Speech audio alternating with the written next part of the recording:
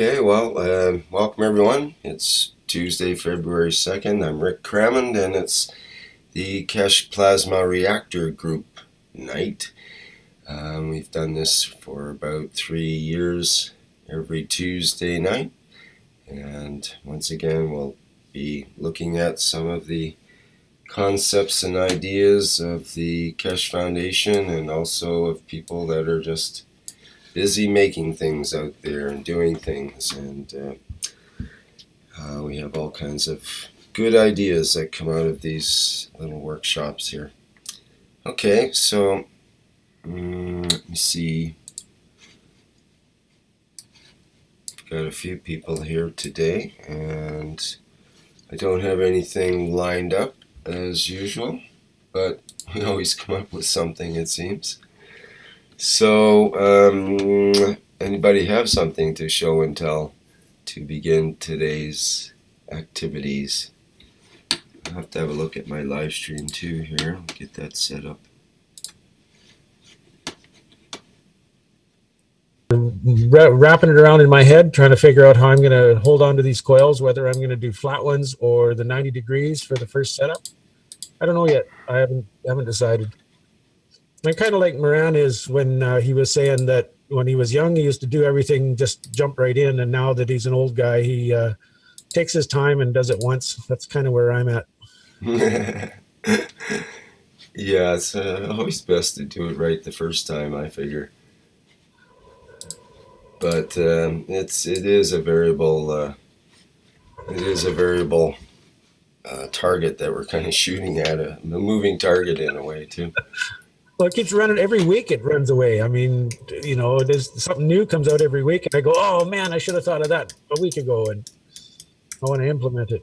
I'm gonna have to just bite it and say, "Okay, stop here, build it this one. Anything new, we'll make the new stuff in the next one." And Yep, that's right. but now I got my new place, and now I got some space, and I'm not having to stretch things down the length of the motorhome and fall over my dogs. And Yeah, yeah, I've got boxes piled up and stuff that I've accumulated over the last couple of years and all these experiments and so on. It's hardly enough room to move around now is the problem. I need more dancing room here, and time for a spring cleanup and focus on particular projects is one of my goals coming up here. yep. Yeah, have we got any farther on the health canon, how those coils go together? Has anybody been able to get a hold of that fella and ask him? I don't have any info on that. Because I remember, what was it, 2 weeks ago, it came up in the meeting. Was it 2 weeks ago or last week? Might have been last week. That we couldn't figure out how he held the three pieces together. Whether they're twisted together, wires twisted together, or if it's a big blob of beeswax, or what was holding the thing together. Yeah, that was last week. Oh, okay. I see Mario. Would you like to talk a bit, Mario? I've been putting you off for the last couple of weeks there. I know that you had things you wanted to talk about or show or something. Yeah, actually, okay. Yeah, I suppose I need to show this now. I actually was in Hangzhou, China last July, and I started some experiments. And Max and a few guys set up a little Keshe lab down there. We kind of worked together on it. So, but I had been working on the Flower of Life, Nicholas Chua's presentations, right? So, do you have a screen share or something you want to put on, or show? I need to show something, otherwise you have a blank on the Zoom, and it's. Yeah. Okay. I suppose. There we go. Can you do the screen share? Sure. Can you see that? Not yet, no. Do I need to do anything? You just need to select. I think it should go okay. Just select what you want in the screen share, and then I have your video up there. Maybe you have to try it again. Screen share. Oh, I see. Okay. Now we have some action. Yeah, let me expand this. Okay, can you see my cursor, right? Okay, I had drawn this out. I think I showed you this before. I happen to like this picture, but what I discovered from studying these is this flower of life. I'll just go through some of these drawings. These are all different variations of flower of life. What I discovered is what I think I understand about it is it's a way to draw a grid pattern of a sphere and for plotting plasma fields, and which is really hard to do with mathematics, and it's scalable and ratio based. And in order to use it, you have to assign values, and that's what the musical tones do. When you assign the musical tone, you call it the root note A. And you have these clear zones here. As the fields spiral out, they go down in pitch. So you go down the scale, A, G, F, E, D, C, B, A. And like in music, you don't calculate frequencies. You use relative distances, ratios. So you start with a root note, and you have a note a fifth higher, a third lower, etc. And when you place those here in the grid, you can use that. Well, you have a grid with values that are scalable, ratio based. And the idea is if you overlay, say, the solar system over this structure, you see exactly where the Earth is. You know that that's, for example, an E flat at a certain pitch. So you can actually assign relative frequencies to anything in the universe. You can overlay the periodic table over it and calculate the field strengths of all of the elements, and you can see the relationships of the plasma fields, why certain chemicals bind together, and so on and so forth, strictly as a plasma relationship. Sorry, excuse me.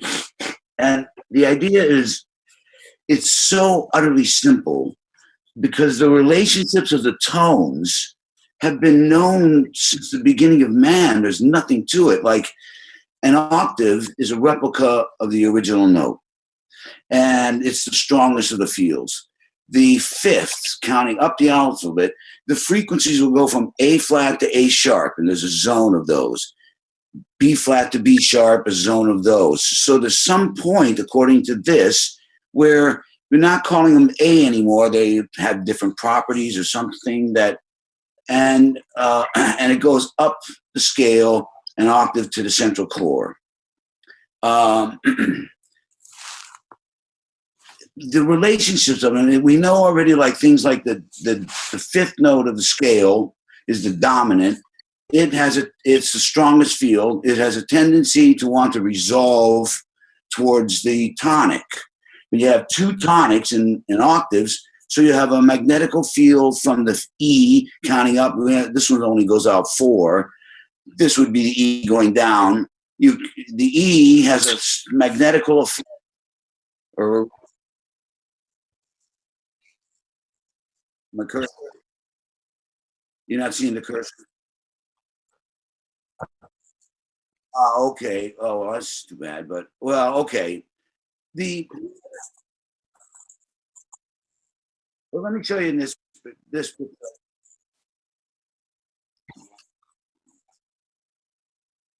I don't know how to do that. Well, I could explain how this works in detail. And in fact, I need to, but I don't think that's not what I want to do. Well, I think what I need to show you is how I applied it and what I ended up with. Okay. At any rate, what I did, I used this drawing here in particular because I liked it and had the information on it.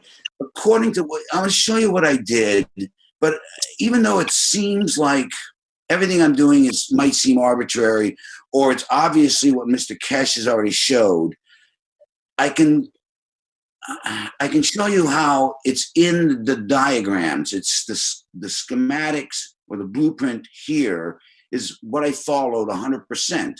And I think that the fact that it turns out to be the same things that Mr. Keshe has been telling us is kind of the point I'm getting at. So I think you'll see what I mean. But at any rate,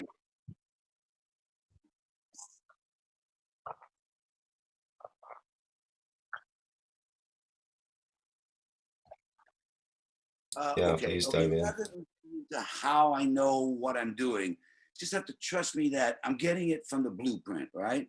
Now you see there's like a sphere inside a sphere inside a sphere. I can't show you with the cursor, but that first sphere in the central, that's the central core. So I have to leave a central core open. So I started out, you see how there's like a clock, a 12-hour clock. That's where the black buttons are there, the black dots. I started at the 12 o'clock position. I went to the 8 o'clock position and the 4 o'clock position, and I find they're equal distance. So I'm going to place base reactors there. I'm going to put copper oxide at the center. And I'm going to use the center point to and lift it up so that it's equal distance from the others. And I have my first star formation based on these ratios, right? Just going to trace them off onto a plastic plate or whatever and place the ganses like that. I get the height from here, get the markings from here, don't have to do any measuring. The second one, I'm going to go out. You see how the clock sort of spirals to the left. So there's a 12 o'clock point is slightly off, it's 30 degrees off. So I'm going to put a 12 o'clock, 8 o'clock, 4 o'clock, and at the center and place CO2. And then I'm going to go out to the third one, and you see how where the straight up is a 12 o'clock, but I have to follow the coiling to the left. It's always the structure constantly coils to the left. So there's a 12 o'clock position really where it looks like 11 o'clock there, right? Makes sense? 12 o'clock, 8 o'clock, 4 o'clock at the center.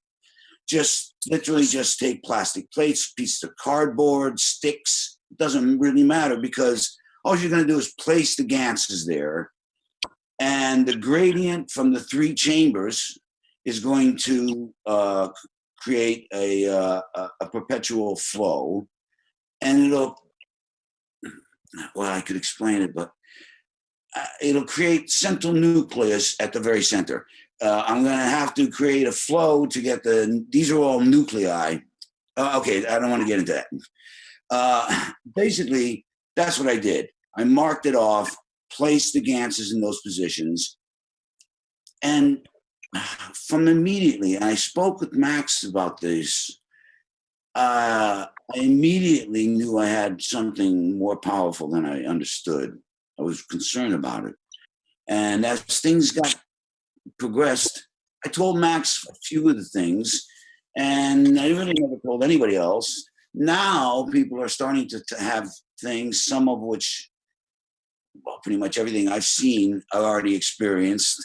So what I'm saying is there's a similarity to what I did in July to everything people are seeing happening now, right?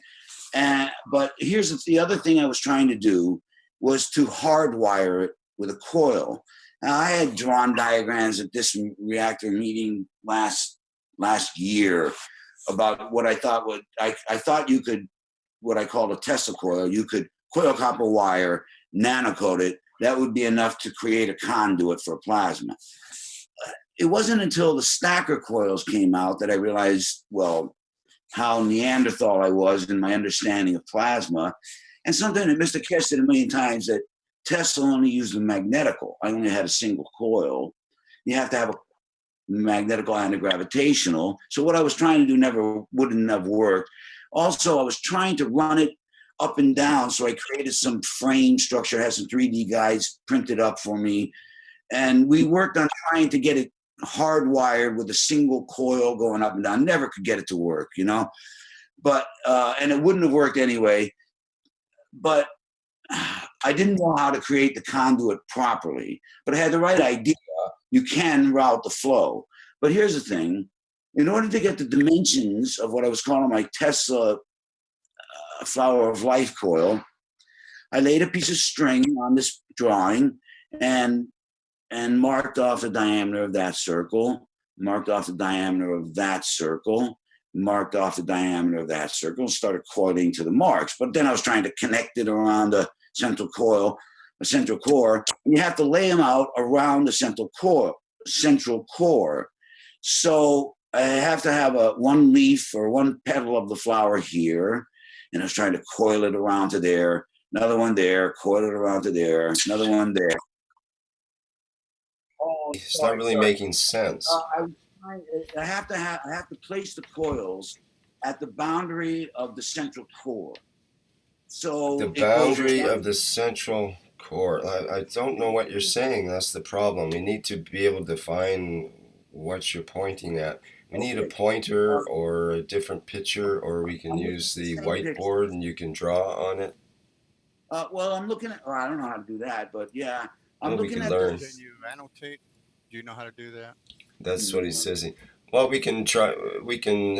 Are you? What are you? Are you working on a computer or a pad of some sort? My laptop here and I'm in Shanghai at the moment, but. Well, why don't you try the annotate? I think you'd enjoy it because you get to scratch around a bit with your pen on it. Pardon me? And I'm looking to find out how to. Yeah. So you're on a PC, not a Mac, is that right? Yeah, it's a Mac. Okay. Then you should be able to see on the top of your screen, I believe, under Options, and then Annotate. Well. On the Zoom, there should be an Options, and you can. Okay. Well, it looks like we had his mouse back there for a minute. Oh yeah, there it is. Now we can see your mouse pointer. Yay. You can see it now. Yeah. Oh, okay. Okay, that'll make it easier. Go back to the picture then. All right. Good. Now we can see. Now, yeah, way gooder. Okay. Here's the core. What I have to do is I have to place the coil. What I'm gonna do is I'm gonna mark the string with this diameter, and this diameter. Coil the coils, and then I have to lay it out around the central core. So I'm gonna lay it here. I was trying to connect it there, bring it around the 4 o'clock position, connect it, bring it on this one, then I have to bring it up a level around each of these, and then keep connecting it.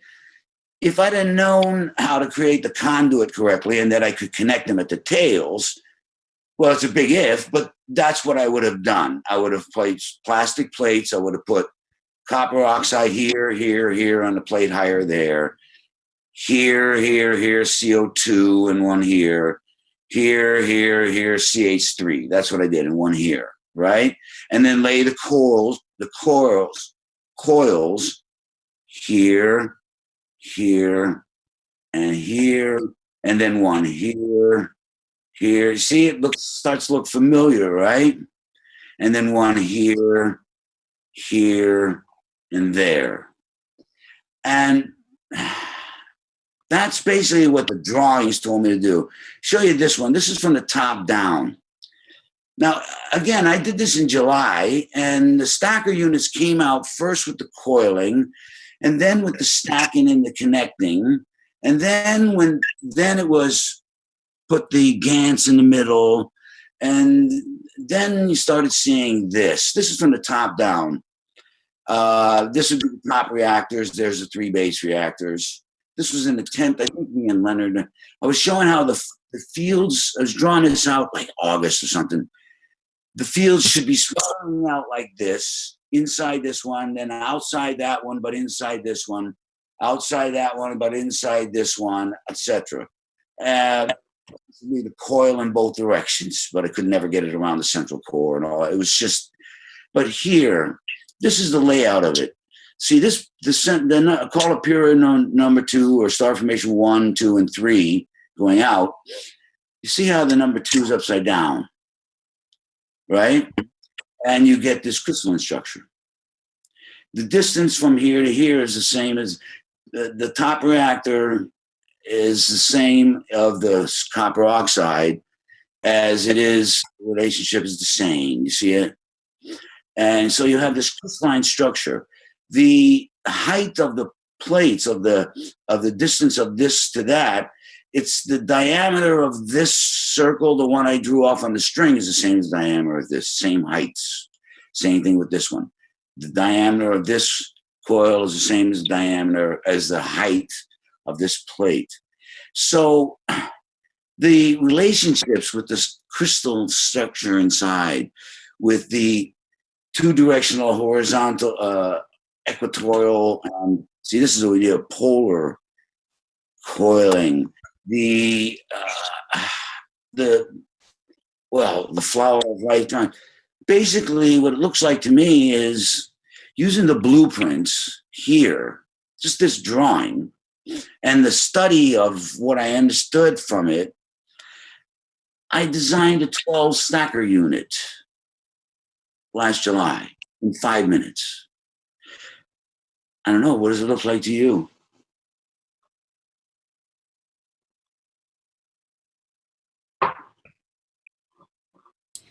Kind of looks like a Stargate to me.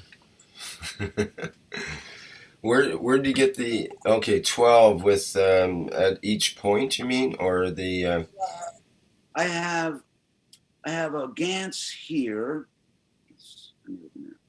I have a Gantz here with a coil around it, connected to a Gantz here with a coil around it, to a Gantz here with a coil around it, to a Gantz here with a coil around it. And I kept going. Another one here, another one there, another one there, and another one there. Another one there, there, and there. I have 12 coils connected. Mm-hmm. Well, okay. You don't see the similarities. It looks like a variation on the spaceship configuration coils. Like you know what Ali is building, the spaceship configuration. He has 3 stacker units in 120 degrees separation from one another, and then he has 2 more stacker units that go vertically up at the center of that formation. Right. Okay. No, I didn't see that, but I think here's not my point. It's not my point that I made a 12 stacker unit or any stacker unit. I didn't even know what that was. My point is that I approached my understanding of this to design a plasma structure that would be a 3-chamber reactor. Didn't I say that? That's what I was trying to do. I was trying to create a plasma structure. And this, from what I learned from it, it showed me where to put the bits and bobs. I didn't know what a stacker unit was. I have to make a coil that's this size to have the flower of life dimensions right.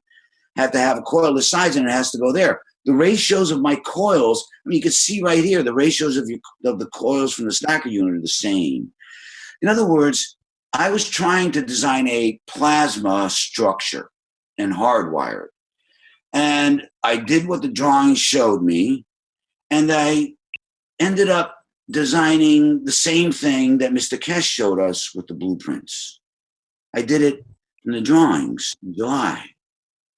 In other words, I know how to use this, and it's so utterly simple, any 8-year-old can use it.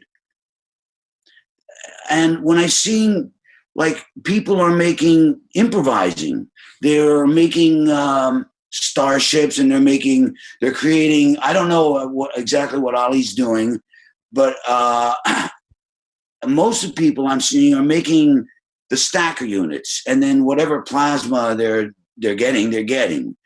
This, what I did was I decided I wanted to create a plasma structure, whatever. You can make a plasma structure using this as the grid and to get the frequencies to place the planet Earth. And then use this to tell you where to place the bits in the box, the size of the coils you need, the placement of the ganses to get the field strength of the Earth. So are you looking at the placement of the coils as a three-dimensional structure or simply on the same plane? No, they're all, each of these are on, like I have these three, let me blow this up. These three are on the same plate and they have 3 coils. So you have to put a plate here, a plate there, a plate there, put the coils there, right? Or one plate and, place 3 coils, whatever you want to do. You basically, the plate is just the platform. And then there's another one on a higher level, equal distance from these. So I have 4 stacker plates right here. This is what the structure told me to do. Right? So it's essentially it's like viewed from the side, it would be more or less a triangular structure then. Well, here it is viewed from the side right here. I've got one plate here. See, okay, here's from the top down. These are the 3 base reactors. There's a top reactor. 3 base reactors, top reactors, right? From the side, here's the 3 base reactors of the number 3 pyramid, and that's the top reactor. Here's the 3 base reactors for number 2 pyramid, and that's the top reactor of that star formation upside down. And then here's the 3 base reactors for the number 1 pyramid, and there's a top reactor. This is a side view. So what you have is 3 base reactors on one level, and then a top reactor there. The same height as the top reactor there turns out to be the same height as the 3 base reactors are from the number 2 pyramid if you put it upside down. And then the top pyramid, which is now on the bottom, is at the same level as the 3 base reactors for the number 3 pyramid, and there's the top reactor. And see, the distance from the 3 base reactors of the number 1 pyramid to its top pyramid, say it again. At the number 1 pyramid, the 3 base reactors are at this height. The distance from it to its top reactor is the same as the distance from the base reactors of number 1 pyramid to the top reactor of the number 2 pyramid, because it's upside down. So you have a crystal. All right, I'll show you in the drawing something. And the same thing with this one. You have the top reactor of this one is at the same level as the 3 base reactors are here. And it's the same distance from the base reactors to that one. So you have 2 crystals here. And from what I know of the structure, if you look here, this is a nucleus. That means it's got a central core. But the only way the structure can place a circle here, which is showing you the placement of a central core, is because there are field lines from 2 other of these dots crossing there. X marks the spot. You don't tell it what to do. It tells you what to do. So the only reason this can exist is because there are already existing 2 of these other nuclei where the fields are crossing.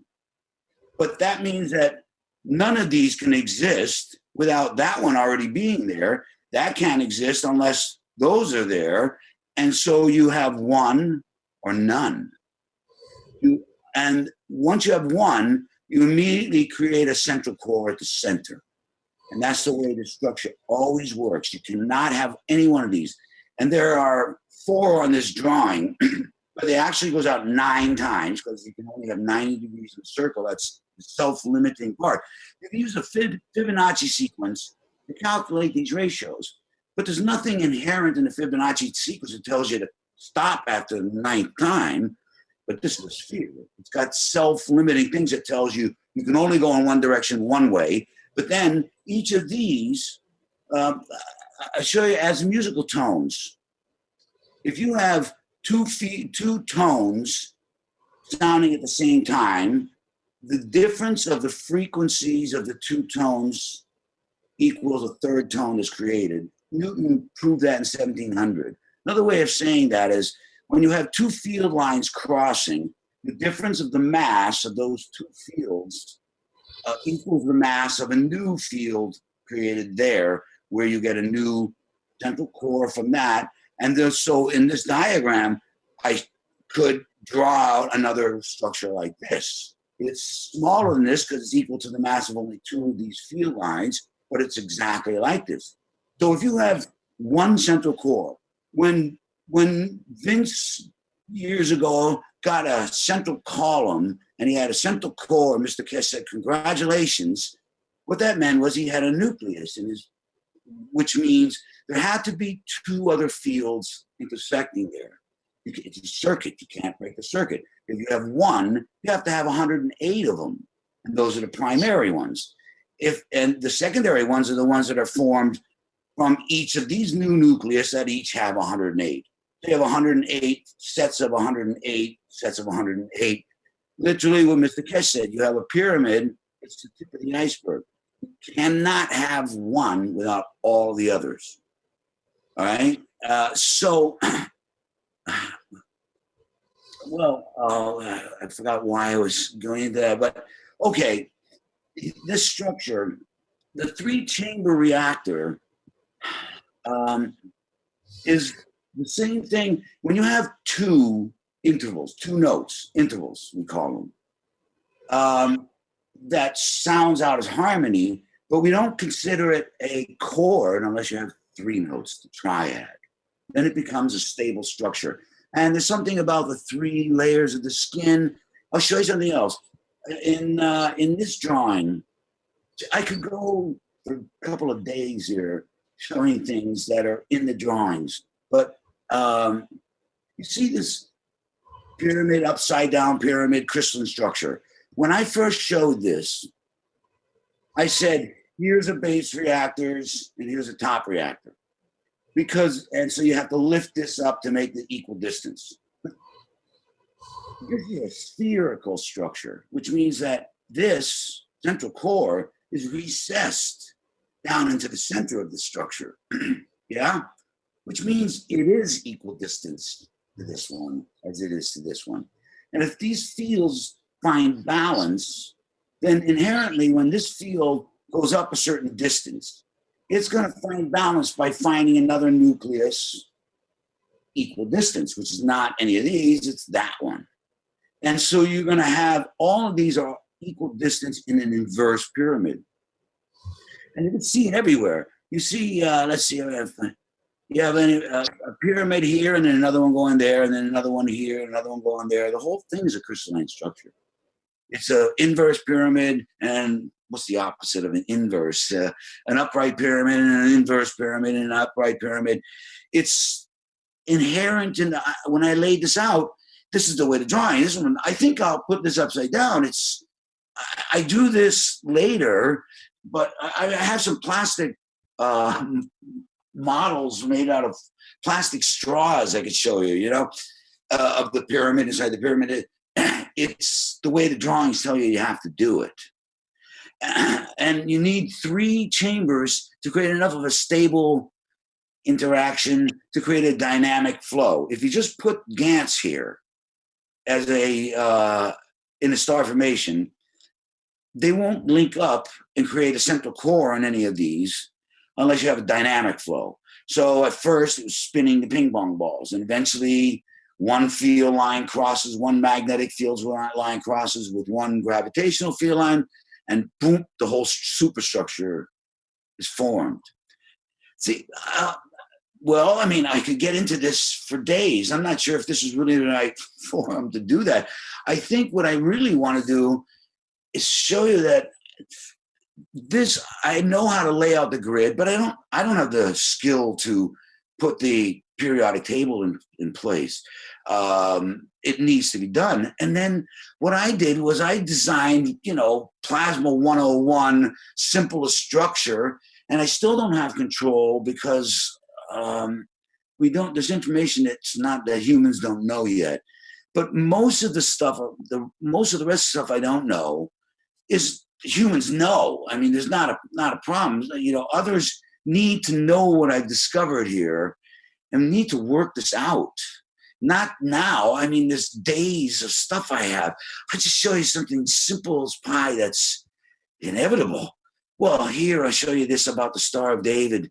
This is the structure with the way this is actually, it's too bad these pictures are blurry. This is what we see when we see a pyramid and see straight lines. This is what it really looks like. See, all these are the exact same drawings, same flower of life. It is with the skin, I call it. This is without the skin. See, when you get out to layer 9, you have to go back in. But whenever you draw the skins, some star formations and molecular structures here. This is just see with the skin, it never closes up completely at the center. It comes around, and it never closes completely. And this is top down or bottom up. It's the same. So there's a hole at the top and the bottom of the skin. To me, it explains polarity, Another thing is this is flattened out so that you're seeing both the southern and northern hemispheres flattened out. And the reason you can see all 12 of the spheres there, so-called the circles, is because it coils. The top hemisphere is here. Southern hemisphere is slightly coiled, just right in between, and it flattens it out. And so really what you have is 6 of these coming out into the northern hemisphere, and 6 of them coming out. I think I got one back here somewhere. I think it's maybe one of these. I can't find it offhand. This is Denny. This one. There, this one. This is Yeah. Denny. Tran, I don't know your first name. Mario. Mario, and we have never met. But so for the time being, I'm fascinated with the idea that you place humans as the reactor, because in our brain, Mr. Keshe said, the last knowledge seekers that our brain was one of the best sources of GANs. And so the way you were doing the flower of life in those nodes and the points, you place a human being there. Also, humans know how to walk and move and run and dance and sing and shout. And so you instead of using mechanical coils and things and GANs that you produced, the humans already have it. And so choreograph a dance or a situation and utilize the human being's abilities to produce the energies and to receive the energies. That's one of the things I'm fascinated with. And I see your drawings and your ideas, and I thought, well, that would be one creative explosion of plasma and entertainment and dance at the same time. So I just wanted to throw that in there because you have thousands of ideas, and so I just thought I thought I'd give you another one to throw into the mix. Well, Thank you for your time. I'm a musician, and when Mr. Keshe said that there's at the very center of your thalamus is one of these. The full structure is what you have. This was Denny's topic on the online teachings yesterday, basically. Right. Well, here's the point. All you have to do to create the simple 3-chamber reactor is place a viable nucleus here. You have to do it with ganses by not just placing the ganses, but either rotating the fields, the ping pong ball, or by placing at least 3 different ganses. Composites will do the same thing. You could put a composite. You can put now the stacker coils with a composite GANs will do the same thing. We have the ability to create a viable central core anywhere we want. You can use a mechanical thing, or you can stand in place. It doesn't matter. You have a viable central core in your brain, one of these. That's what you need. So if you place one person here, one person there, one person there, one person there, equal distance height, I mean, that has to be raised up, or these three in a central core there, like an inverse pyramid, place another set there, whatever. That is going to create a plasma structure. And I'm a musician. When I was doing these, it was in July. I was playing with a group. We were all in flats in the same building. I had this reactor that was so powerful. And when we started, the whole band, everybody knew it. We could feel it. The club, the guys I was playing with are from the island of Mauritius. They're Creoles. Now, these guys don't do this, but that island and some other, those kind of islands are very known for voodoo and black magic and stuff. And the owners of the club asked the band leader, the drummer, whether we were using some kind of voodoo. There was no question the power of this reactor was affecting everybody. This is what the chanting is about with the monks. But your intentions, all it takes is one monk who's sitting there going, I hate my life or whatever, the guys in the band happen to have the right mind. And I think I spoke to you about this, Rick, before. All musicians know this. Whenever the musicians have the right thing happening, Dizzy Gillespie called it making a thing happen. My composition teacher used to call it talking to the angels. We called the band talking to the angels because every night, when musicians can do that once a week, they're all elated and you want to do it again.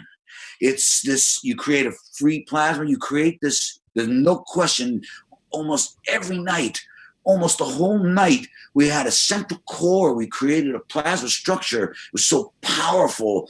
Everybody could feel it. The audience could feel it. There's no question about it.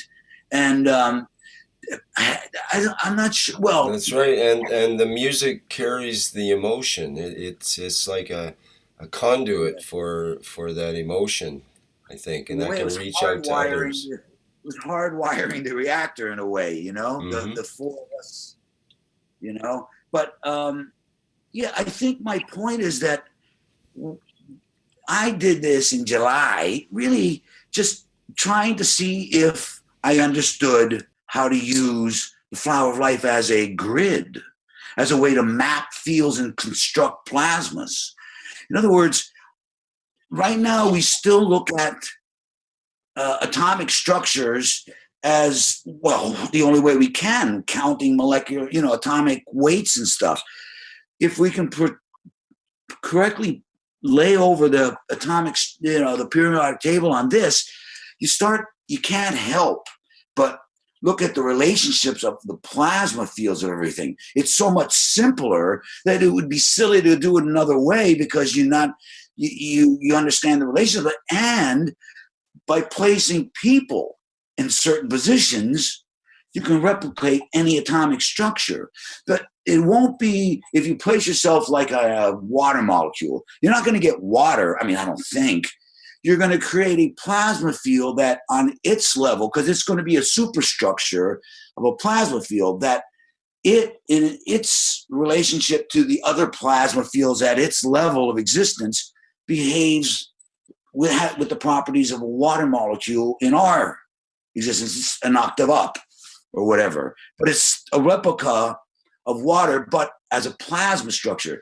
In other words, if this is properly examined and put together correctly, it's the simplest way for humans to think in terms of plasma structures instead of designing, like those fellas designed a,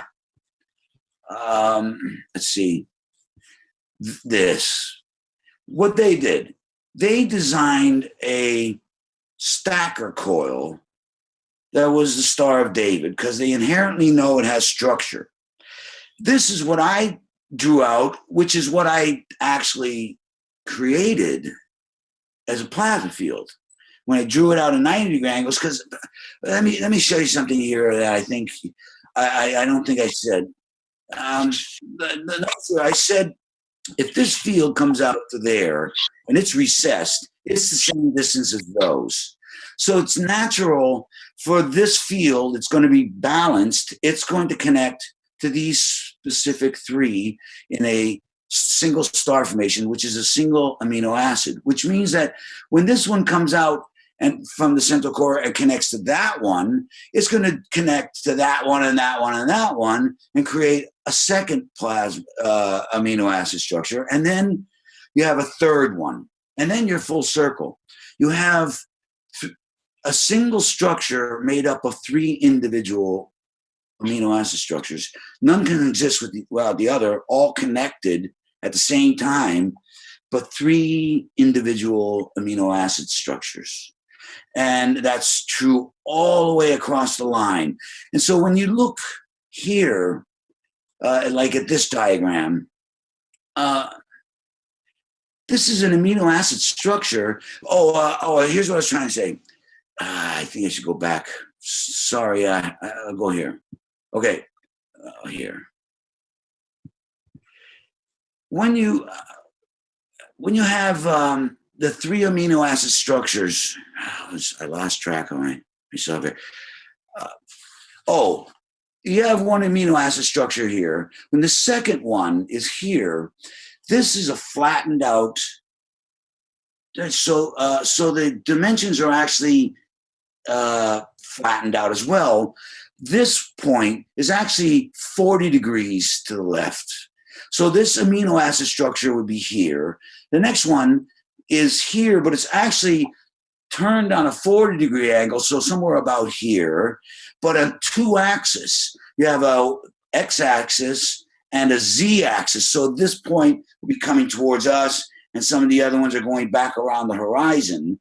And then this third amino acid structure is another 40 degrees turned, where in both axes. And so that creates a evenly spaced spherical, what do you call it, array of nuclei in evenly spaced structure, right? So now that's what this one is.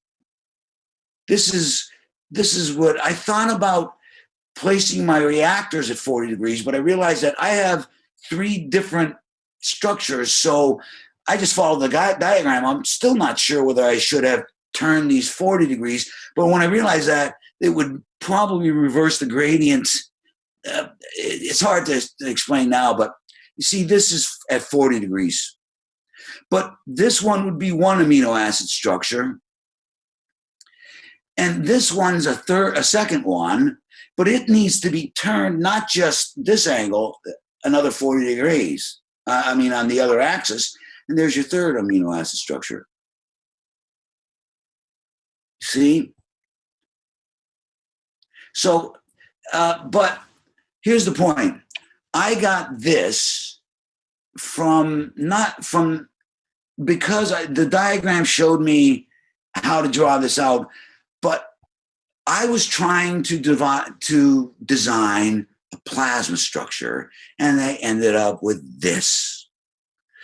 I was trying to, instead of me sitting there trying to make a stacker coil that looks like this, whatever the plasma is doing. See, it's a reversal of the process we've been doing, because I figured out the blueprint.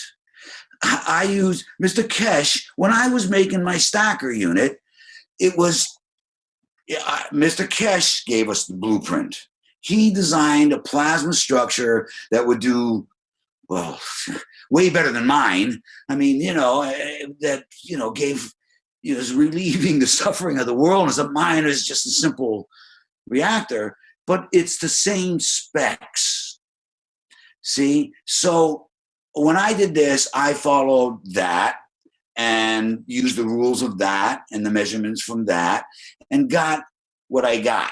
And it turns out to be the exact same specs as what Mr. Keshe did. Well, of course it is, because Mr. Keshe's blueprint comes from what he knows already about this.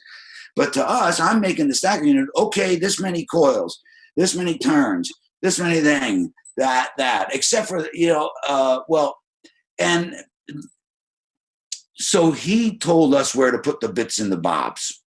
And then we got the same thing. His was better, but it's the same thing. So I know now that what I learned is correct. I mean, I figured out how to use this to replicate any plasma structure in principle, and how to plot any magnetic gravitational plasma field in the universe. I know how to I know how to place Saturn in principle. I know how to use this to place Saturn in a certain position where you have to create a harmonic overtone, or that color, because these are the colors of the rainbow, that particular shade, by placing a person here, a person there, or a self. As long as you got a nucleus, it could be a stacker coil. That fella made a stacker coil with a plasma battery, but one there, one here, one there, one there. You know what I mean? And you're on your way to Saturn. I mean, yeah, you see what I'm saying? Yeah, I see what you're saying. I'll add that your people, you might want them to move along the path that you have as your circles. And also, as they turn their bodies one direction or the other, it could affect the different, which way they face would affect in a way. You would have to test to find out what it was. But what's so nice about using people is there's sure a lot of them. I've seen Sufi dancing that's a very similar pattern, because when they spin, they have these long white coats that the coat will start to rise up and form a circle around them, like a large, like a heavy coat would when you're spinning. And that forms the circles.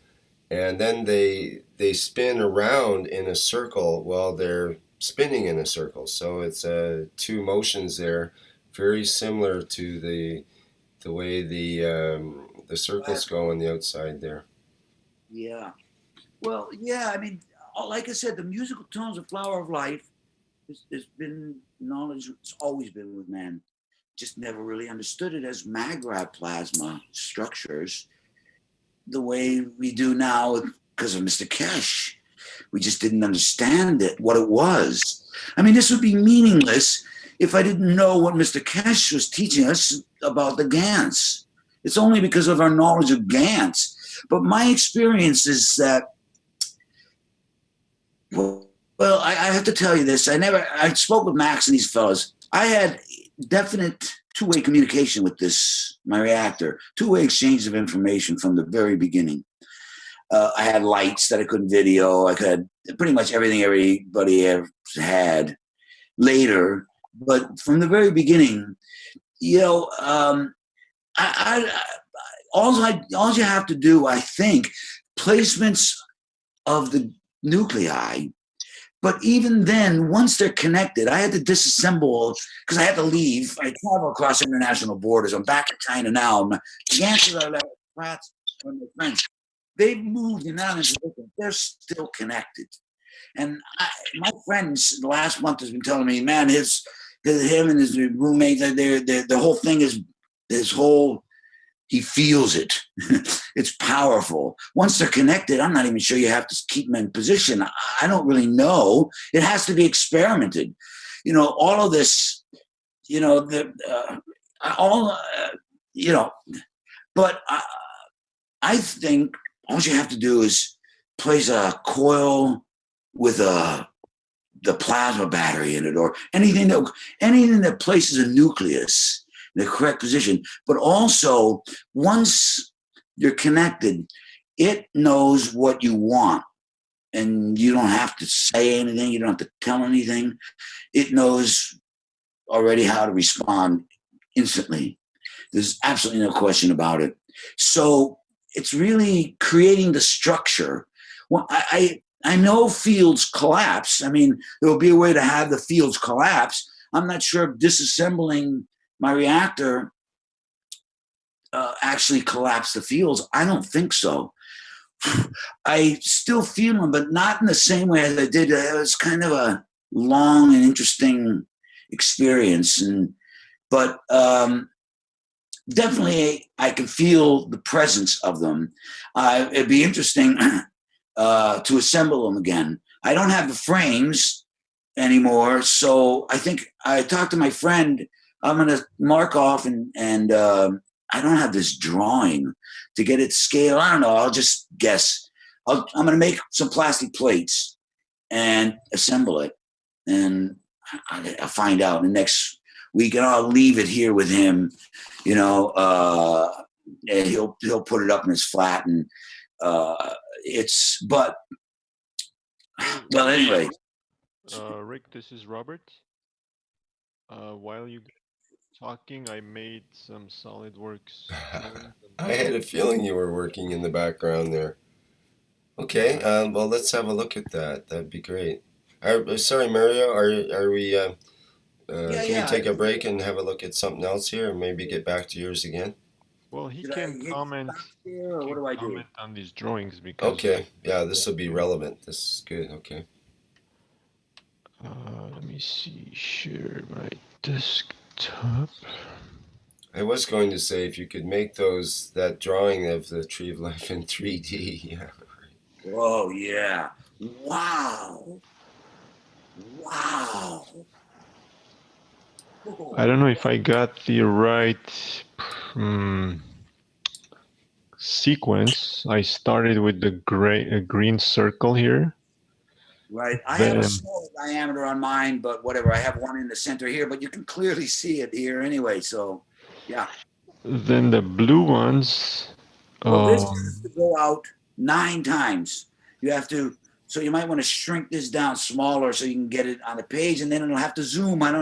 There's a way, this drawing, see, it's hard to explain, but the fields go out, and I think it's 9 octaves, and then it comes to a G. I think it's 12 octaves, you would have an A. So there's a way to scale it within 1 octave. It's the Keshe logo. I'm not sure how to do that. There's an inner circle yet inside that green one.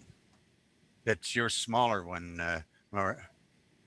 I can hardly hear whoever is speaking. This is Denny. There's a smaller circle. Yeah.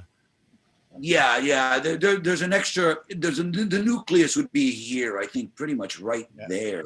There's a smaller circle in here that goes around here. Now I'm going to undo that because it doesn't need to be there. But I'm just saying there is a smaller circle there. Okay, so, but what is the sequence of construction? Do you start with this, let's say if I start with this green one, let me just delete everything and I can kind of start over. Is there any way that it can be made in 3D? Or would you be able to do that afterwards? Well, the thing is, using spheres rather than circles? In 3D. Actually, Rick, I'm not sure you need to. This is. The structure is so simple the way it is, and it's got the built-in ratios already. I'm not sure. Yeah, Rick. If you did it in 3D spheres, Rick, it would be way too busy. It would just be a jumble of lines. You wouldn't be able to make sense out of it. I disagree. I think the 3D spheres would intersect in giving us layerings, like the layers where they would similar to what we would see in this. But let's carry on. This is good. Yeah. The way to do that would be to you have to turn them to create a single star formation. 3 of them, and then turn them 40 degrees on 2 axes and put them on. That's probably the simplest way to do it. If you it might throw off the ratios of because it's meant to be drawn out flat. You know what I mean? I'm not sure. I'm not convinced of that. I think it's meant to be 3-dimensional. That's my whole point. But okay, let's carry on. Maybe you can. Do you need direction here, Robert, in terms of how to proceed, or are you just gonna? Well, no. I'm. First of all, I don't really follow the logic in doing this. whole pattern, if we want to think in 3D, then you would be looking.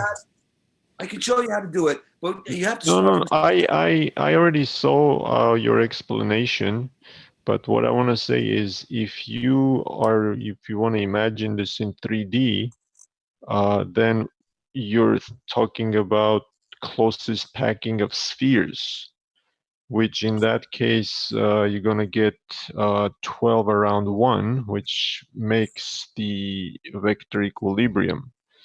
And No, it's actually 6 up above in the northern hemisphere and 6 in the southern hemisphere. that you get 12, right? You get 12 spheres, but and you have you would one get in rid the of every center. other one of these for the top hemisphere of the circles you have there, and you put another set of 6 below it. And you have them coiled so that they look like this when you're looking at it flattened out. In other words, some of them be straight up and down, some of them be, you know what I mean? Well, if you want to kind of follow this line of thought, or if you want to think in 3D, maybe you should, read some of Buckminster Fuller's works, because I think what you're talking about here in 2D, I don't think you realize what it's gonna turn out in 3D. I think you're thinking of, you're trying to imagine it in 3D in based on this 2D drawing here, but in 3D, if you took the 3D spheres and projected it on a 2D plane, it's not going to look like this. Yeah, stick with the 2D for now, and maybe work with that a bit, or what do you want to do with that? Be interesting to see several layers of the. Yeah, I can sort of work with this, and but I want to know if I'm on the right track here. Start with one circle and then have 12 circles around it, or is it less than 12 or more than 12? No.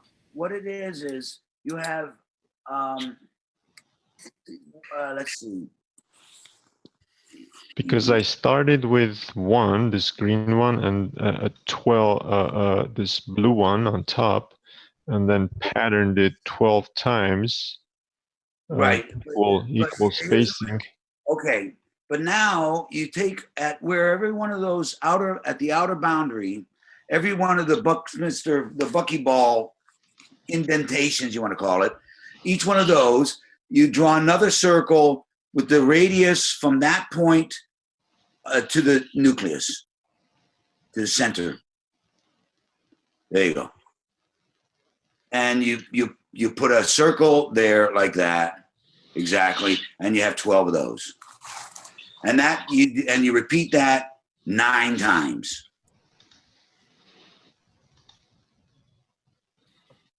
Okay. Say, Rick, it's Lee here. Can I show you my 3D model? What I got, what I started in August and September? Okay. To complete this thought. Not a problem. That is cool that you can do that. There's a way to shrink this down into 1 octave. So this is actually to scale. It actually goes out, well, we'll find out. I think 5 meters, maybe even 15 meters when you add the skin on it. So I don't, it's going to you have to zoom down, and up and stuff like this. Mr. Keshe already has the ratios in the original Keshe logo. Those are the ratios within 1 octave. This is the full expansion, Actually, it's funny. It's like, these are musical tones. Pythagoras did this. This is my field of expertise. I should know that off the top of my head, but a long time ago. You see how big it is. You want to go all the way to the 9th? Well, yeah, that's how the structure goes. Yeah, it's big, isn't it? Be interesting to find out how many meters it is. And I'm not sure how many, like, how big your central core is either. Well, I started with one unit. This could be 1 meter, could be 1 millimeter, Right. whatever. Yeah, okay. Oh, I see. Yeah. That's very cool that you can do that like that. But that's the thing about fractal geometry. You try to use calculus, you can do it, but very cool.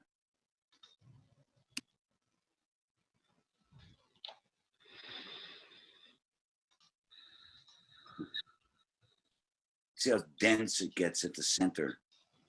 And I don't know how many were out here, 4 or 5. Yeah, I lost count already, but I think counting by these numbers, 1, 2, 3, 4, 5. I think we're 5 now. Yeah, like I said, Five. it needs to be done correctly, scaled down into 1 octave, but it also needs to be done correctly out what you're doing here. But you won't be able to get enough detail on the inside without zooming in once you get the whole structure. And at 9, I mean, you can, if you want to stop for a second now, maybe wherever you are here, because it's just the same thing over and over and over again. At the end of the day, wow, man, that is so cool. Okay, we got 6. Okay, now at the end of the day, when you go out to 9, where the buckyball indentations are, you actually have to start again and replicate this whole structure again from each of those points. And what is that gonna sort of represent? Well, you saw some drawings like that. It'll look like that with the skins. Why do you pick 9? Why do you think 9 is? I didn't.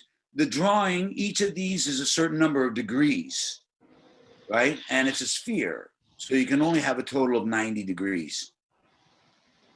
90 degrees? What do you mean?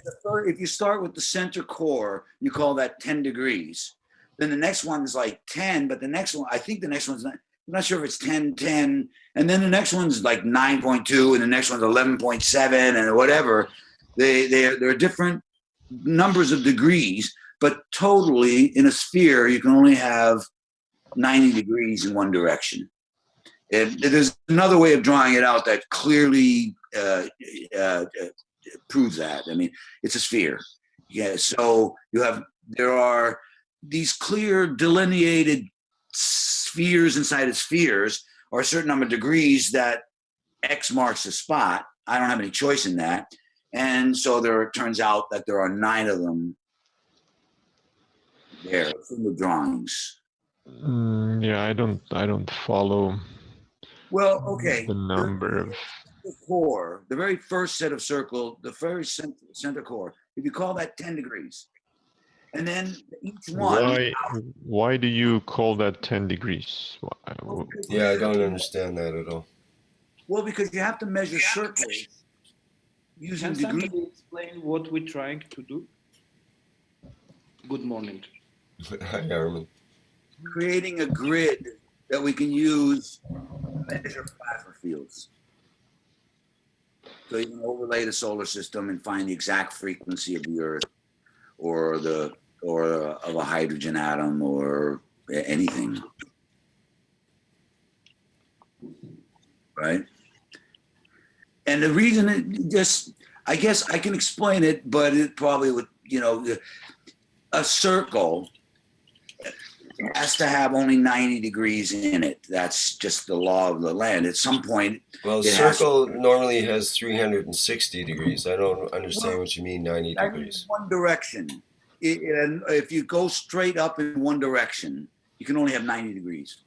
You can draw a straight line from the center to the outer core of a circle. It always has to be 90 degrees. That's how that works.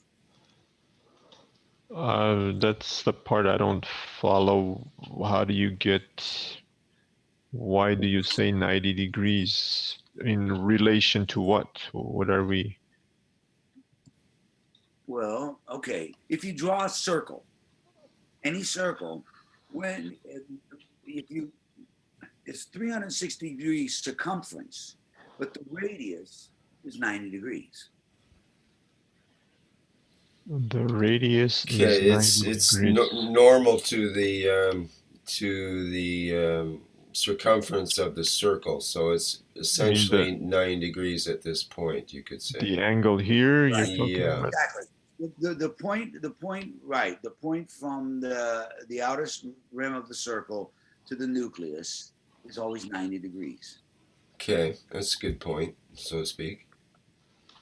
It won't be exact because of the curve, but the closer you zoom in on it, the more flat the curve gets, and the more exact to 90 degrees it gets. Right. That's very cool. You can do this, man. So this structure, and you need to have it to where, like, you want to draw it out with the skin, but when you go out to 90 degrees and you get there to the buckyball indentation points where the X marks the spot, you got to draw them all in again. But that's actually also true for every of the other ones. In other words, at each of these, you have the buckyball where you have the little crossing where you use as the nucleus of another circle. That also has to have one of these radiating it out from it. So you can just keep going. You can just keep going and keep going and keep going. So the idea is to have the basic structure.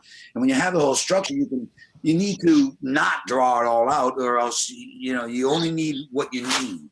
If I want to find hydrogen, I don't need to find out what the skin is doing on the outer levels of something else or something. You know what I mean? So you only draw it out to the extent to give you the information you need. You need a higher definition grid to pinpoint something that's in the middle. You add more circles. If you see what I mean? That's how it works. The entire grid, it just replicates itself over and over and over and over and over again. Right? Well, I mean, I think this thinking in 2D is gonna throw you off when you move into 3D, because you may think that these circles that you draw in 2D, they look like they will evenly replicate that pattern, but when you go to 3D in closest packing, you're not going to be able to have this consistent. That's why I think that if you do a 3D version of that, you won't be able to use it for a grid because it'll throw off the values as well. You have to be able to connect them to the musical tones to get the frequencies, and they're correlated. So I wouldn't know how to play tones so much. So I think it's designed to place a 3D spherical grid on 2D so that you can just use a compass. All you need is a compass.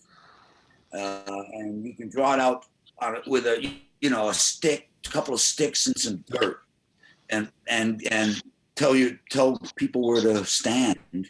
You know what I mean? The 3D, I'm not sure if that's the right way to go. It represents a 3D diagram as it is. Well, if you think of fields, plasma fields are not flat. They are generally spherical. They have tend to have a spherical field. So it should be the same. The same general principles and rules should apply. That's great, Robert. I think Denny's going to be just salivating here over this one. What do you think, Denny? Yeah, I was happy with that. And thank you very much, Robert. You're welcome. How would the fields look, though? That's the physicality. What are the fields doing? It would look like the drawings. You've got one of those. Each person in there has one of those full structures right at the center of your thalamus. And so you have something like what I was drawing with the star formations, with the flowers. You have that. You at the center of your thalamus, you have one of these structures that Robert was drawing before, radiating out from there, and you have 4 of them in the intersection of the lines. You can draw it.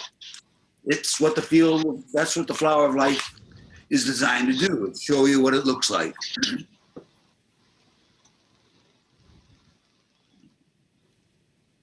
So would it be maybe a series of intersecting spheres that, if you think of Robert, can you where you have the points of the pyramid where you have these heads, can you pop in just a mini version of that flower of life that you drew out? Can you put 4 of those in there, right where the points of the pyramid are? Leave the heads. The 2D flower love? Yeah, This one? the 2D one. This one? Hmm. Pop that in, drawing into the 4 heads. That's what you got at the center of the thalamus. So put that, just draw that right in. In the top view?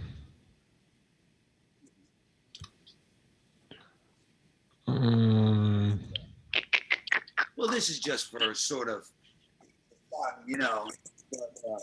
But then you start to see the interaction of the fields. It won't be accurate because you're imposing it onto a 3D. What you should do really is make this a 4, make it just a flat 2D drawing and pop those in. Yeah, that'll do. Like that. So you can see everybody. And right at the center or wherever, put that drawing in.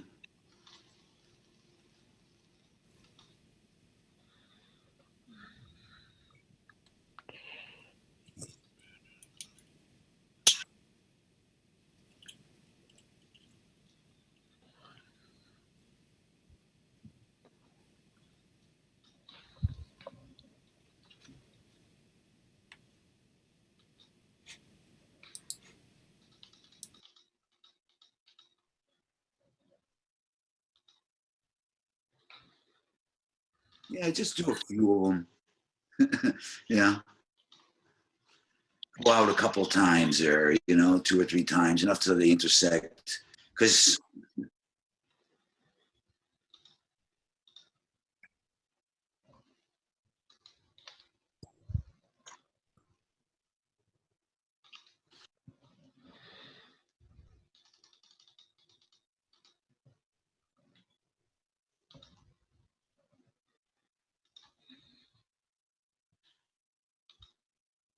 that might be enough. Just put, okay, go one more and then just put those on the other heads.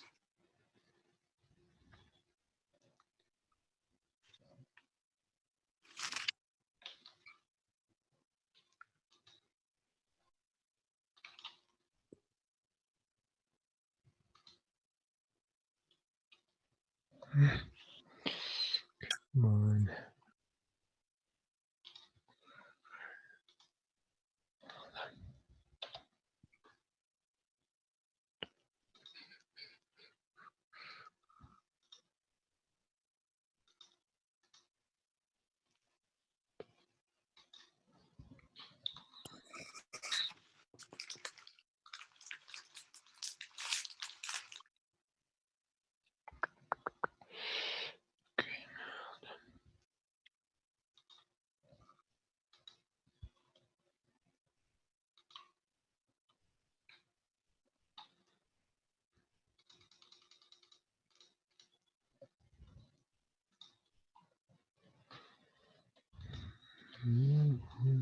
Yeah, that's more than enough, man. You start to, if you more than that, you won't be able to really see anything in it.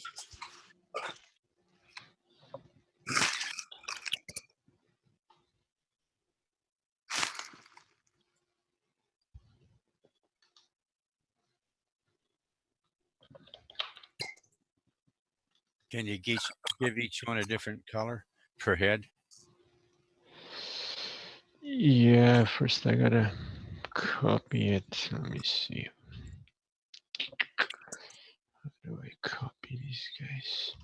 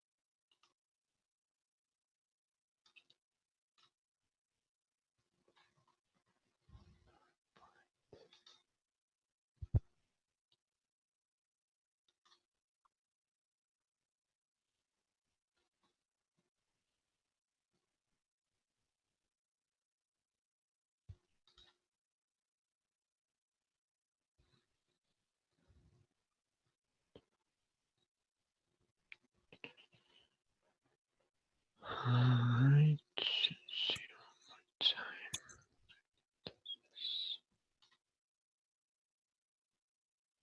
I think I'm gonna get messed up here.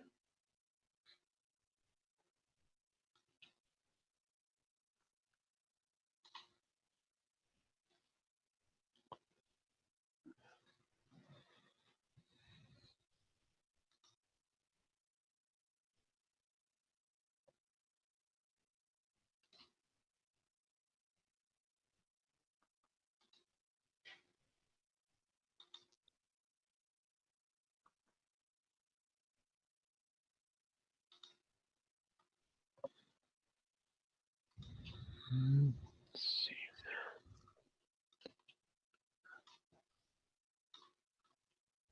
One in the center, right?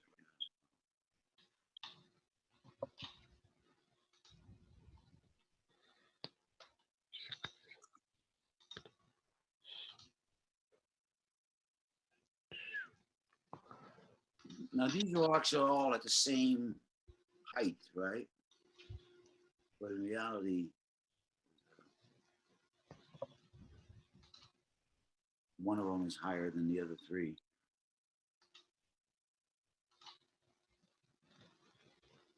Did you scale it down or something? I'm not sure. This is on the bottom, right?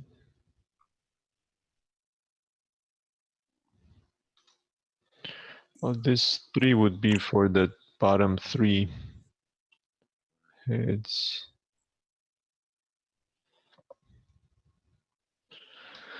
Yeah, so you will have an interference in between the 3. I think I'm The slightest. missing some of these blue ones got copied over. Yeah.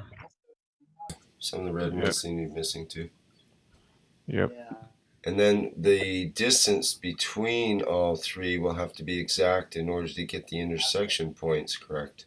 It has to be exact or the fields, yeah, get disrupted, right? Yeah.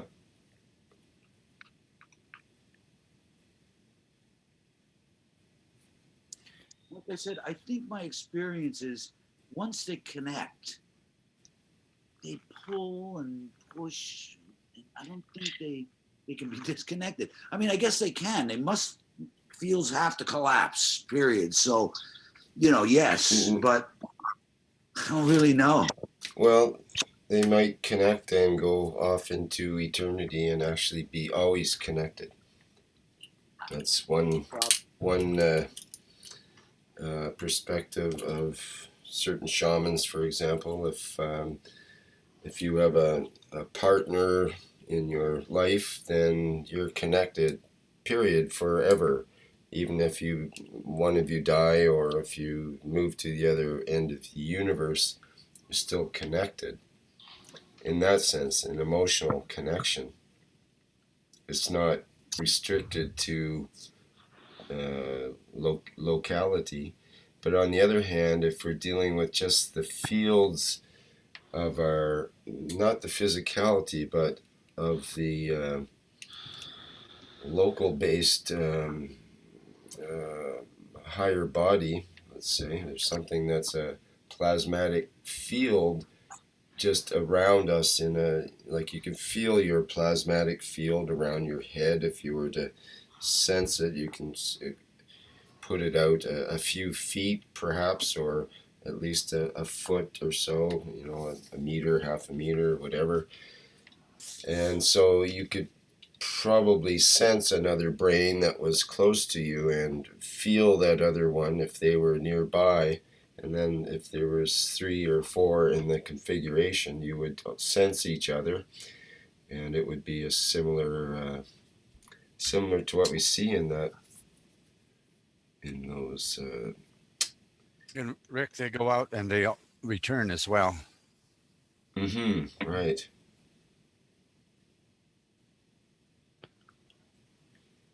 But at certain points, they should almost like have a standing wave or something. Points where all the points intersect. And what would that be? Would it be probably at a certain radius, either Well, from the center point the or thing is, though, we're showing these circles. We're showing these circles as, you know, increasing in diameter, sort of doubling in diameter. But in reality, you're gonna have a whole bunch of frequencies, all the harmonics of these things. So you're gonna have more of a sphere, sort of like a solid sphere with density differences in certain regions. Exactly. That's why I wanted to go more three-dimensional with it, like in concentric spheres or something like that. But I'm wondering how to incorporate that. Yeah, but once all those spheres have interferences, they're gonna really lose their boundaries, and you're not gonna be able to tell where one sphere starts, where the other one ends. That's what sort of plasma becomes. It's just a motion of various density regions, maybe. But there's always a skin. There's always an outer skin, Well, you have a skin on every one of these. a Every one of brain these membrane. radiating all the way back Well, the down. membrane is probably where the magnetic and gravitational forces are in balance. And that would be where the octave, at the various points of the octave in a scalar kind of way. Right. But you got to remember, this is designed to be a grid to plot field strengths. That's what it's for. And drawing it out, you see the structure of the universe, the way it actually looks. So you draw it out to see that, but to use it, it has to be used as a grid. And so it's meant to be, I think it's meant to be 2D, but actually there's something about these. I don't know if you can, yeah, I suppose you can sort of see it in this. They're 3D holograms when you cover one eye. The strange sounds. And you can sort of see it in here. If you cover one eye, you move your head back and forth a little bit, they pop off the screen. When the drawings, like laying flat, some of those drawings I have, these pictures are sort of pictures I just took of them. If they're scanned, they actually look like they are 3D holograms. They come off the page 10 centimeters, looks like a sphere. And you can see that here. You can see that if you move your head and go back and forth from your left to right eye a few times, you see how it looks like a sphere. Mr. Keshe said something, when I noticed that very early on, Mr. Keshe said in the eye workshop, humans only have one eye. And we divided it somewhere along the lines, you know. And it's interesting. This is about human perceptions that I could really show you. I could spend hours showing you what I consider absolute proof that Humans see upside down and backwards. We're the allegory of the cave. I don't know if you're familiar with that, right? We see straight lines that don't exist. There's no straight lines, and on and on and on. It's so obvious in these. It's funny that I think everybody else in the universe has one eye, and we have two. You draw these out in 2D. To us, it looks flat, but when you cover one eye, you draw it out in 2D, it looks like 3D. But if you have one eye, you see this as 3D. If you have two eyes, you see it as flat. So, sort of interesting. You know, that's why I think it's designed to be a 3D structure when you cover one eye. If you're everybody else in the universe, it is a 3D structure. What if everyone else in the universe doesn't use their eyes? What do they see? I wonder if it's better to feel it rather than to try to visualize in that sense. It's like music. It's like we're trying to see music when we should be just feeling it. Right? It's like when we draw the lines, it's like drawing the notes on a page, but that's not really the music. The music is what you feel.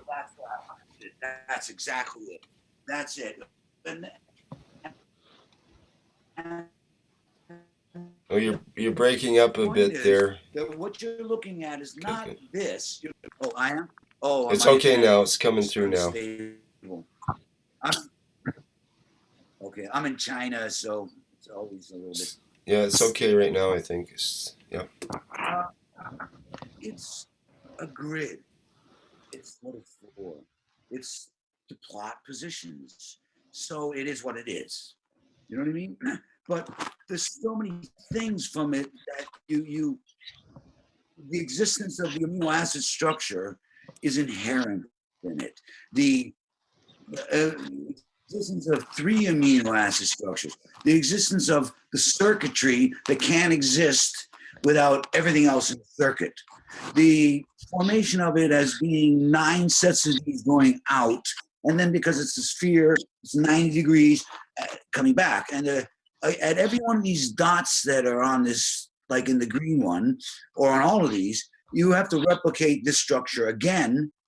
So there's 108 of the green ones as just the primary fields.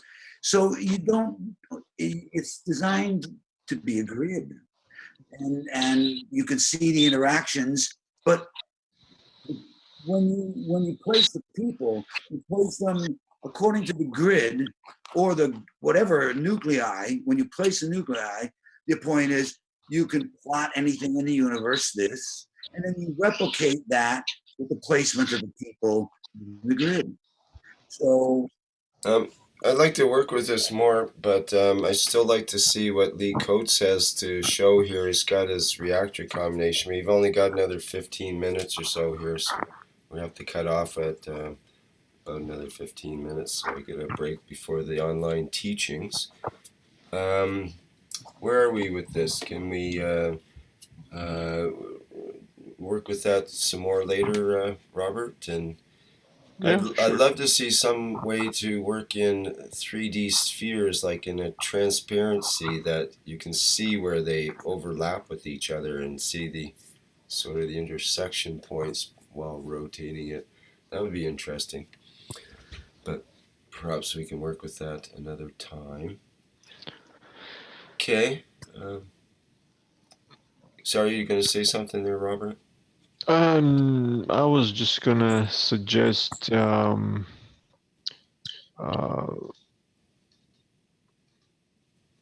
just gonna train music. I didn't catch his name. Mario. Mm-hmm. Mario, to if he's really interested in this subject of omni topology,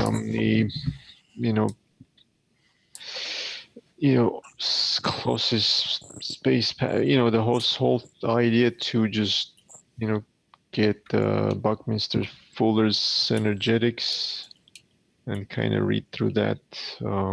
I think he would find a lot of good information to study and follow in his understanding. But I'll try to do some 3D modeling of closest packing of spheres and so maybe the way visualize it better. Yeah, I see them as overlapping spheres rather than closest packing in terms of they would have to be. Well, I don't know. Just see what you come up with, what you're visualizing. It'd be interesting. Okay, Lee, what do you got here? Tell us about it. This is a pipe dream I had for back in August, September, into October. Kept changing as we got new knowledge, but it sort of ties in with what we're talking about. In the center here, we got a circle with 6 pine cone reactors. Then on this outer circle's got 12 pine cone reactors, and then they all form little triangles. So the next layer up, which this layer has to come down to here, there's like the top of the Starship formation. Okay, and then next layer up again, and it's got to get dropped down again and then wired up. It's a whole bunch more Starship formations, and then the next layer's got 6 more, and then next layer's got 3, and the next layer's got 1. So it's just it's sort of similar to what we were talking about here. So I just thought I'd show it. I never did get it finished, and I got to rewire it now that I know a bit more how to wire it. And then we were talking about putting coils in between the reactors, and then I put a crystal in the middle there. When we started talking about crystals, I used to have a pine cone in there, so I took it out and put a crystal there. But what's the pine cone reactor? Is that that's that little? Has it got a coil inside and outside, or is it? Yeah, that's got the. These ones got an 8-turn gravitational coil inside, ganced with carbon dioxide, and then a 12 16 turn. No, 6 turns inside and 12 turns. So you mean the inside's gravitational, probably? That's right. Right. Okay. What we were talking about back in August. Mm-hmm. So, but as I say, that was my pipe dream back then, and everything kept changing along the way, and I never did finish it. So, well, should hook up some wires and see what happens, I think. Yeah, but it sort of tied in with the circles we were showing here with the nodes in the circle. Basically, I got my pine cone reactors is where the nodes in the circle are. So, did you get any effect from this without plugging it in, other than people saying, "What is that strange contraption in the corner of your room?"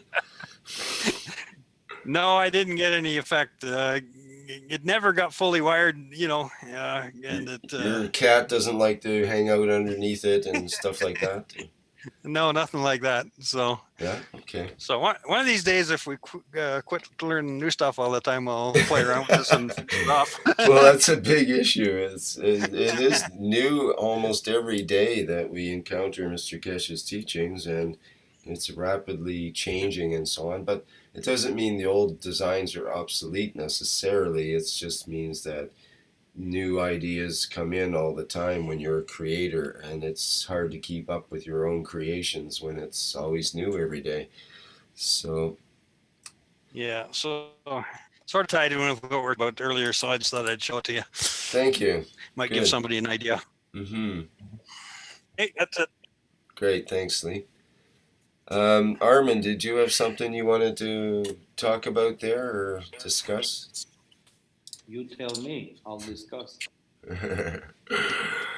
Ask me a question, I'll tell no lies. Is that what you mean, eh? Anybody have a question for Armin or anything else they want to bring up right now? We've got another 10, 15 minutes.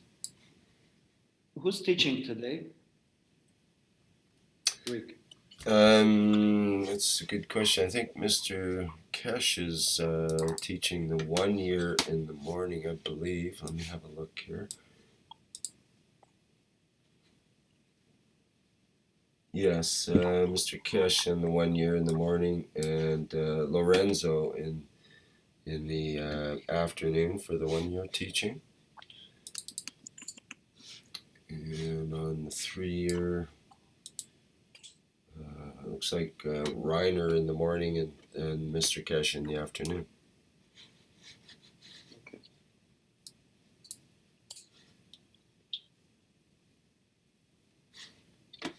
Okay. Any news that anybody wants to bring up to let people know what's going on for the next few days while we have a captive audience here?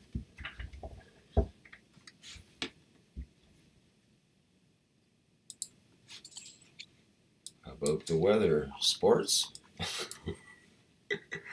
Hey, Renan, you still there? I see Renan online here. If he has a little word of wisdom, that'd be great too. He's probably trying to run to his microphone if he has it open there. Otherwise, I'll just say hi. Well, it's been great. Thank you. Thank you, Mario. Thank you, Lee. Thank you, Robert. This is always good. And thank you, Rick. Thank you, Denny. Yeah, it's great seeing the 3D or 2D in this case, just the renderings in live and real time, able to respond. You know, you could hear Mario getting excited because he could see his drawings being put out in this program relatively quickly, and you don't have to use your stick in the mud and so on. Although that can work for this sort of thing as well, but why use a stick in the mud when it's easier to use your computer? You know, as we were seeing the drawings just now, I couldn't help but think of the ley lines of the Earth. Yes, right. I was thinking the same things because that came up in one of our workshops or one of our teachings recently. I think we'll find that if we do the modeling on Earth herself, we may find the intersection points at the ley line intersection points as well. I think that would be very interesting. Yeah, those would be great circles, which, from what I've kind of read, they follow vector equilibrium's great circle paths and the harmonics of it.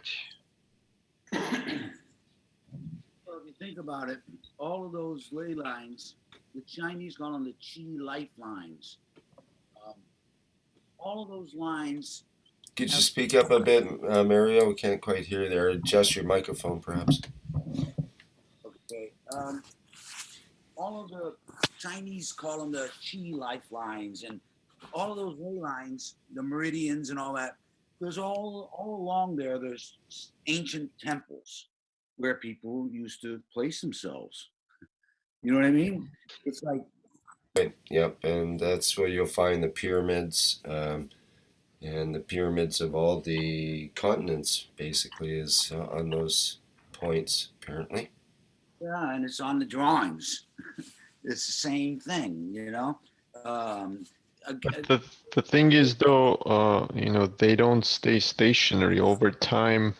Those ley lines move, so all those statues and things that were built there at that point in time where they were active are no longer active because those lines move around. They're not cast in stone.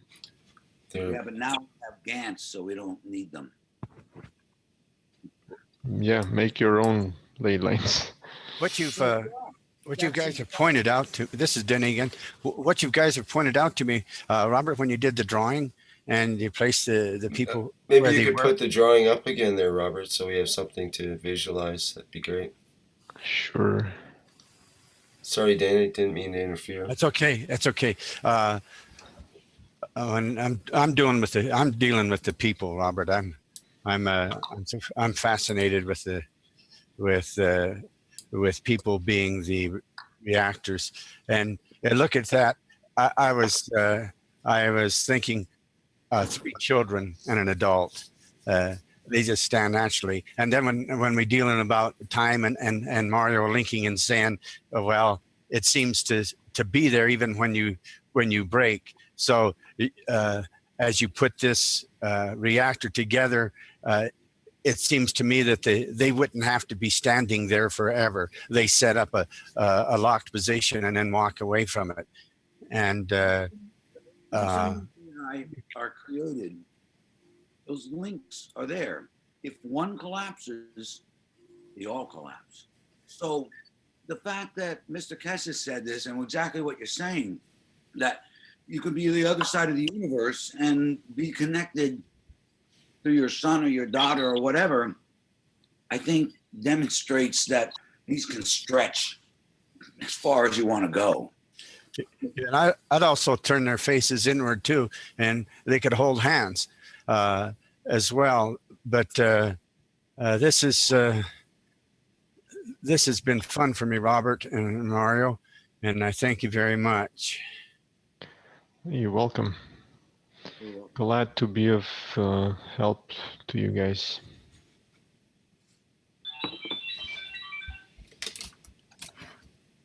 I've been busy these last few days trying to model something which involved human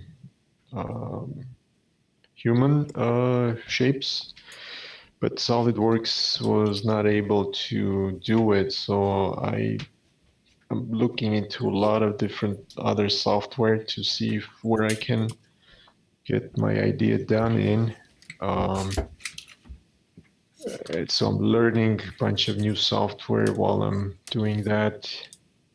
So what are you running into? What are you trying to create? Yeah, I wanted some human bodies in SolidWorks, but SolidWorks I couldn't find the models that I could manipulate the bodies, but I found those bodies in other software, and when I'm trying to bring it into SolidWorks, the SolidWorks crashes or they don't come in the way I want to. So I have to learn these other software to do the assembly and rendering in those other software. Use Maya, is that one? I got Maya, I got Daz Studio, I got Poser, I got you name it. I'm trying it out. Great. That's interesting. I think that's a good exercise though. So once I find the software that is most flexible and will do what we wanted to do with, I think we can kind of all work in those software and be able to share and do all the projects that we need to do,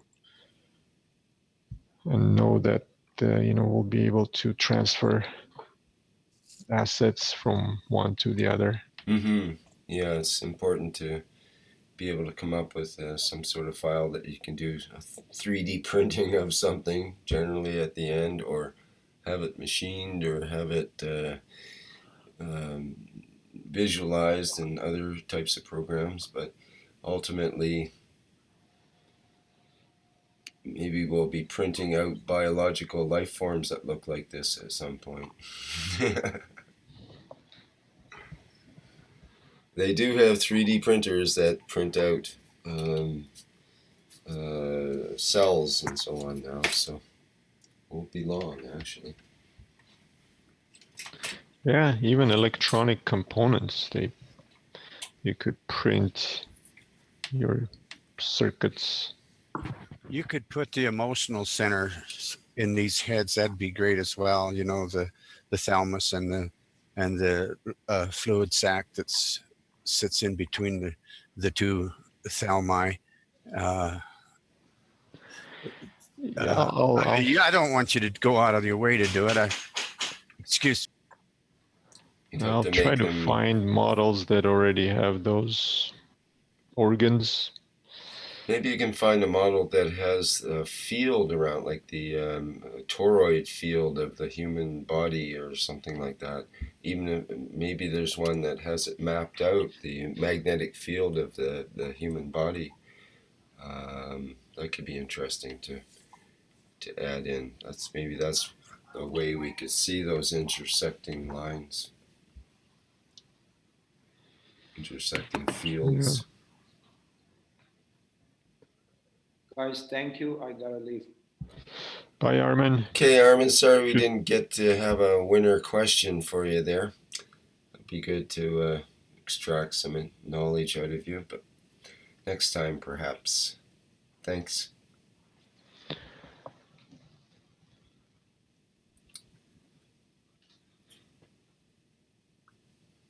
Okay.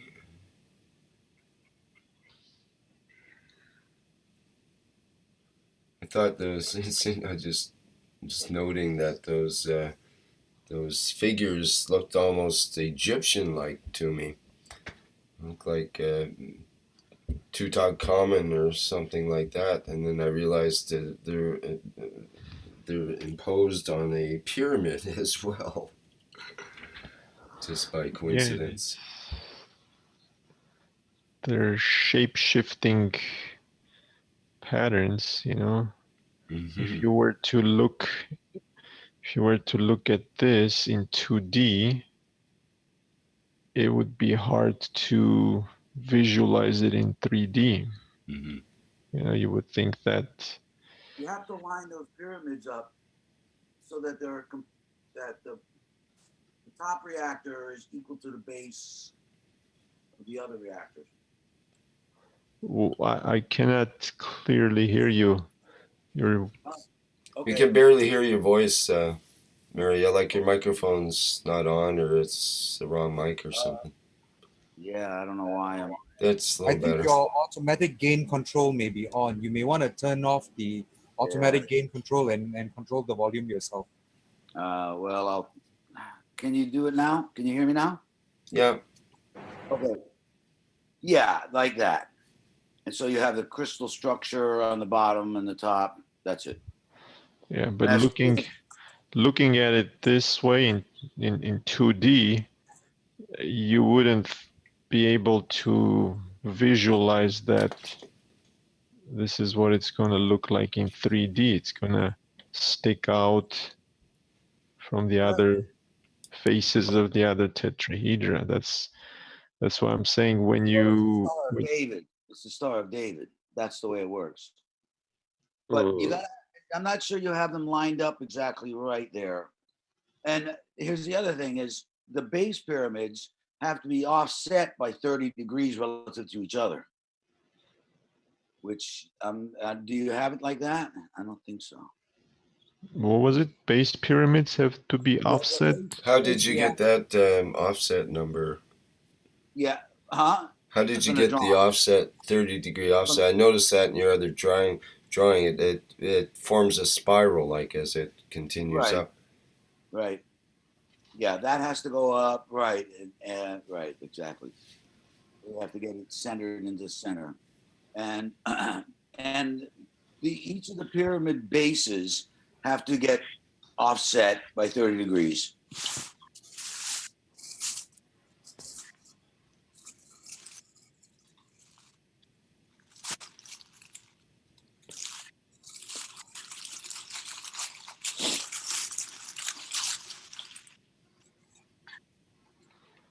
Well, it's going to be.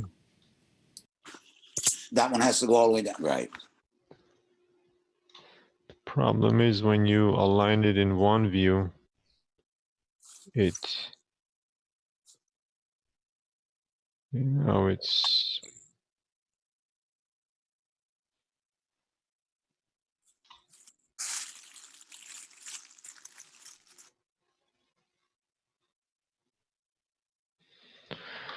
it's going to be tricky to get it lined up in all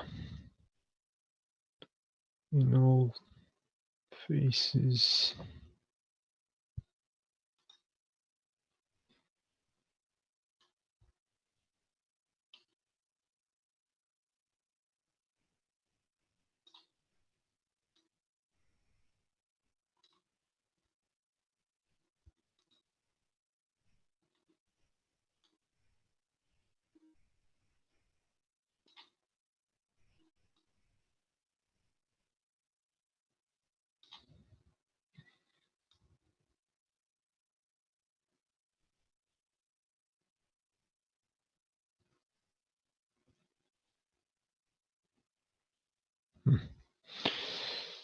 Yeah, it's gonna be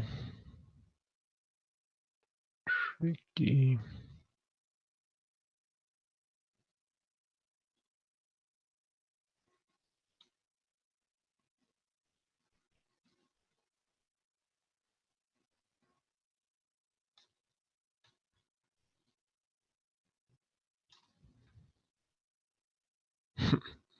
It's a puzzle.